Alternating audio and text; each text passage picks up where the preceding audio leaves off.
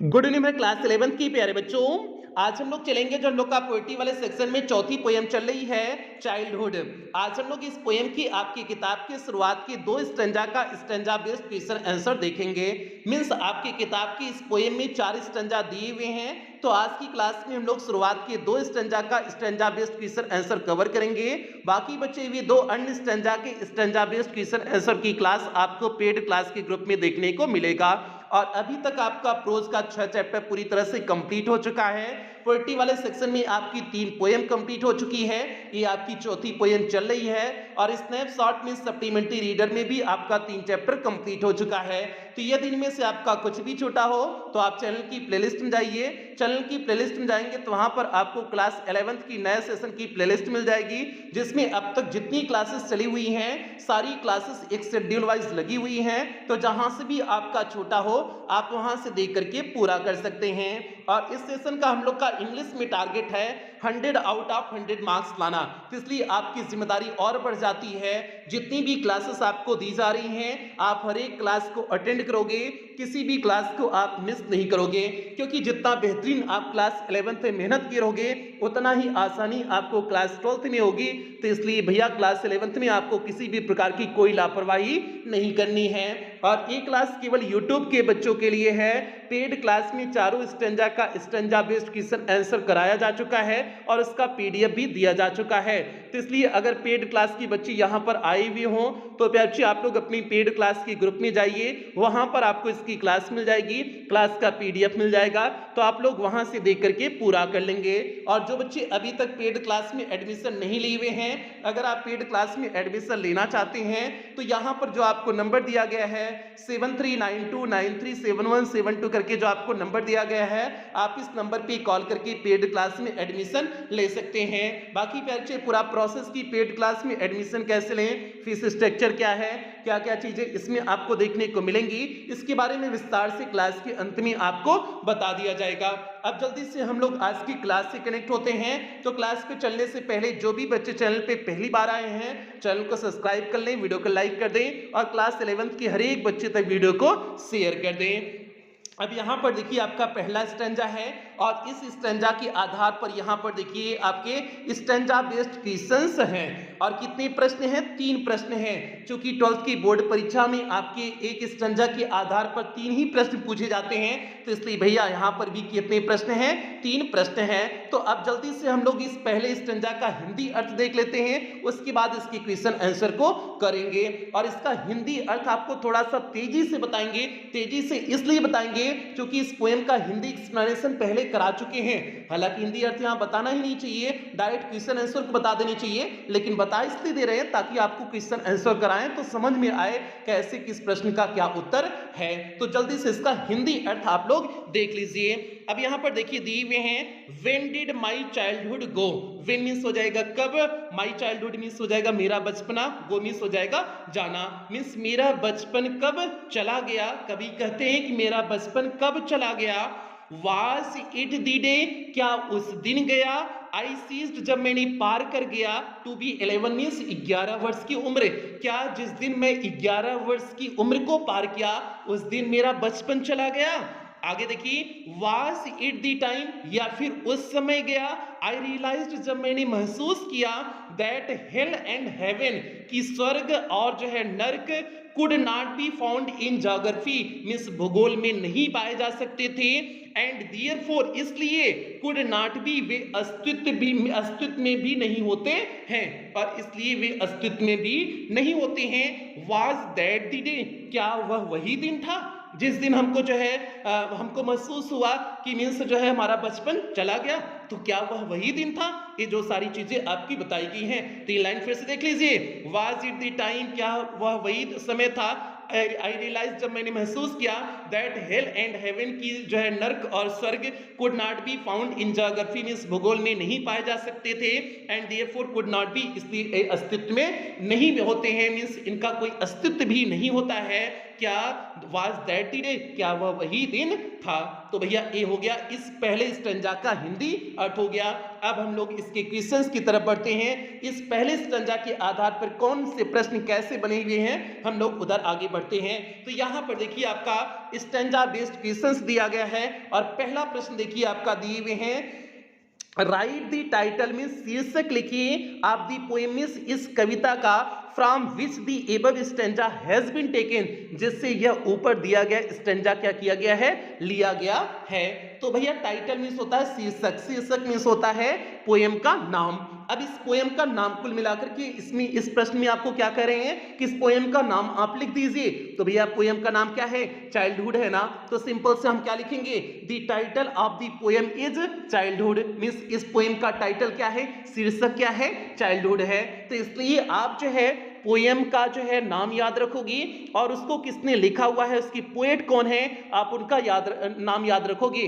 दो चीज आप याद रखोगे, किसी भी स्टैंजा में पूछा जा सकता है। तो इसमें शीर्षक पूछे थे, मींस पोएम का नाम पूछे थे, तो आपने चाइल्डहुड सीधे लिख दिया। यहां पर देखिए आपका लिखे हुए हैं। तो इस तरह से आपका पहला प्रश्न कंप्लीट हुआ। अब देखिए आपका दूसरा प्रश्न क्या दिए हुए हैं, यहां पर ध्यान से देखिए, एट व्हाट एज मींस किस अवस्था में does the poet think means कवि सोचता है, ही लॉस्ट हिज चाइल्डहुड की उसने अपने बचपन को खो दिया। किस अवस्था में कवि सोचता है कि वह अपने बचपन को खो दिया। तो भैया यहां पर 11 ईयर दिया है ना, 11 वर्ष दिया हुआ है ना। देखिए पहले दूसरी लाइन में was it the day I cease to be 11, cease means होता है पार करना, जब मैं 11 वर्ष की उम्र को पार किया, क्या वह वही दिन था जब मैंने जो है 11 वर्ष की उम्र को पार किया। तो यहाँ पर कितने वर्ष जो है दिए हुए हैं, 11 ईयर दिए हुए हैं। तो इसमें ये प्रश्न पूछे थे कि in what age does the poet think he lost his childhood, means कवि किस अवस्था में अपनी सोचता है कि उसने अपने बचपना को क्या कर दिया है, खो दिया है। तो सिंपल सी 11 वर्ष की उम्र में। तो देखिए हमने कैसे लिखे हुए हैं, The poet thinks कवि सोचता है he lost his childhood कि उसने अपने बचपन को खो दिया है, after he crossed जब उसने पार किया the age of 11 मीन्स 11 वर्ष की उम्र, मीन्स जब उसने 11 वर्ष की उम्र को क्रॉस किया मीन्स पार किया, तब जो है वह सोचता है कि उसने अपने बचपन को क्या कर दिया था, खो दिया था। तो भैया ये हो गया दूसरे प्रश्न का सीधे सटीक उत्तर हो गया। क्या उत्तर हो गया, the poet thinks he lost his childhood after he crossed the age of the 11। तो भैया दूसरा प्रश्न भी कंप्लीट हो गया। चलते हैं तीसरे और अंतिम प्रश्न की तरफ बढ़ते हैं। यहां पर देखिए आपका तीसरा और अंतिम प्रश्न है, व्हाट डिड ही फाइंड, वह क्या पाया, वह मीन्स कवि की बात हो रही है, कवि ने क्या पाया, in his geography book means अपनी भूगोल की पुस्तक में, ज्योग्राफी मीन्स हो जाएगा भूगोल, बुक मीन्स हो जाएगा पुस्तक, मीन्स कवि ने अपनी भूगोल की पुस्तक में क्या पाया। तो भैया क्या पाए हुए थे, यही पाए हुए थे ना कि स्वर्ग और नर्क जो है भूगोल की पुस्तक में नहीं होता है। तो इसी चीज को हम इस प्रश्न के उत्तर में लिख देंगे। देखिए कैसे लिखे हुए हैं, ही फाउंड उसने पाया, दियर मीन्स वहां, दियर is not such a place means ऐसा कोई स्थान नहीं होता है, like heaven and hell means स्वर्ग और नरक का, in his geography book means उसके भूगोल के पुस्तक में उसने पाया कि ऐसा कोई स्थान नहीं होता है, मीन्स नरक और स्वर्ग जैसा कोई स्थान नहीं होता है उसके जो है ज्योग्राफी के बुक में मीन्स भूगोल की पुस्तक में। तो यही उसने पाया हुआ था अपनी ज्योग्राफी के पुस्तक में जो है मीन्स बुक में। तो भैया ये हो गया तीसरे प्रश्न का सीधे सटीक उत्तर हो गया, he found there is not such a place like heaven and hell in his geography book। तो आपका पहला स्टैंजा कंप्लीट हो गया। पहले स्टैंजा के आधार पर 3 प्रश्न थे, तीनों प्रश्नों के उत्तर हमने आपको जो है अच्छी तरह से करा दिए। उम्मीद करते हैं आपको तीनों प्रश्नों के उत्तर अच्छी तरह से समझ में आ गए होंगे। अब हम लोग चलते हैं दूसरे स्टैंजा की तरफ। यहां पर देखिए आपका दूसरा स्टैंजा है। अब पहले हम लोग इस स्टैंजा का हिंदी अर्थ देखेंगे, उसके बाद इसके क्वेश्चन आंसर की तरफ आगे बढ़ेंगे। तो भैया चलिए इसका हिंदी अर्थ देख लें। आप लोग वीडियो को जल्दी से लाइक कर दीजिए, जल्दी से दनादन आप लोग वीडियो को लाइक करिए। देखिए दूसरा जो है आपका स्टैंजा दिए हुए हैं, When did my childhood go, मेरा बचपन कब चला गया, Was it the time, क्या उस समय गया, आई रियलाइज, जब मैंने महसूस किया, that adults were not all they seem to be, means वयस्क लोग वैसा नहीं होते हैं जैसा वे दिखाते थे। दे टॉक्ड ऑफ लव, वे प्रेम की बातें किया करते थे, एंड प्रीज्ड ऑफ लव, और प्रेम का उपदेश देते थे, मीन्स प्रेम करना सिखाते थे, but did not act so lovingly, लेकिन वह प्रेम पूर्वक व्यवहार नहीं करते थे। क्या जिस दिन मैंने इस चीज को एहसास किया, महसूस किया, वही वह दिन था, means was that the day, क्या वही वह दिन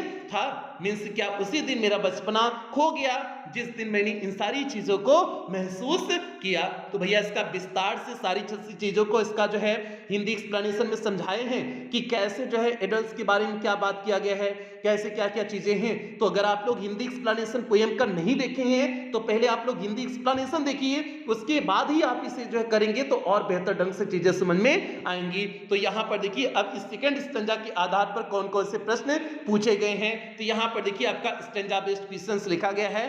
पहला प्रश्न है, how do the adult behave, means जो है वयस्क लोग व्यवहार कैसे करते हैं। तो भैया वयस्क लोग व्यवहार कैसे करते हैं, वे केवल प्रेम की बातें करते हैं और प्रेम का उपदेश देते हैं, लेकिन वह जो है प्रेम पूर्वक व्यवहार नहीं करते हैं। तो यही तो उनका बिहेव है, यही तो जो है वयस्क लोगों का व्यवहार है। तो इसी चीज को हम इस प्रश्न के उत्तर में लिख देंगे।